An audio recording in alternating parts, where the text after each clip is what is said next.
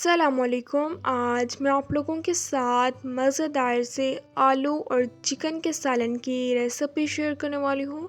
बहुत easy recipe है, खाने में जो है ये बहुत ही ज़्यादा टेस्टी लगता है। इंशाल्लाह आज की रेसिपी आपको बहुत पसंद आएगी।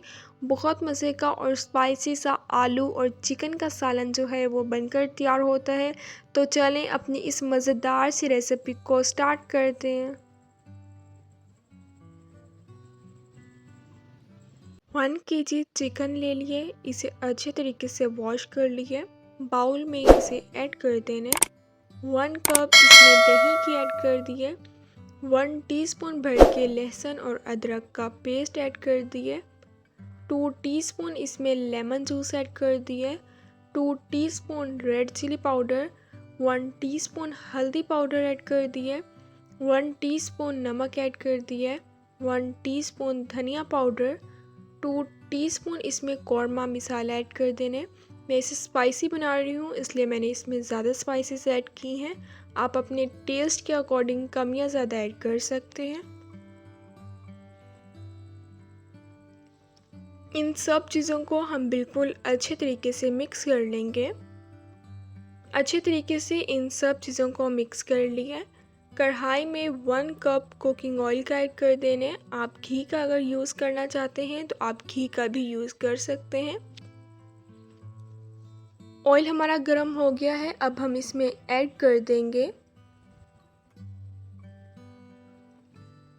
3 से 4 मिनट हम इसे अच्छे तरीके से मिक्स कर लेंगे।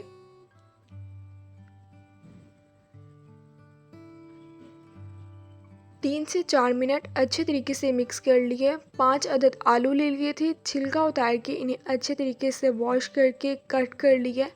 आलू ऐड कर दिए। 4 से 5 मिनट हम इसे दोबारा मिक्स कर लेंगे।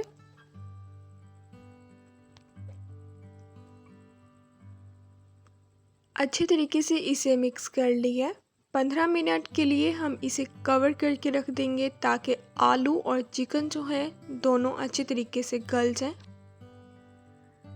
15 मिनट के लिए कवर करके रख दिया था, कवर मैंने उतार लिए। चिकन भी हमारा गल गया है, आलू भी हमारे सॉफ्ट हो गए हैं। 3 अदद प्याज ले लिए थे, इन्हें फ्राई करके इनका पेस्ट बना लिया था। प्याज का पेस्ट ऐड कर दिया।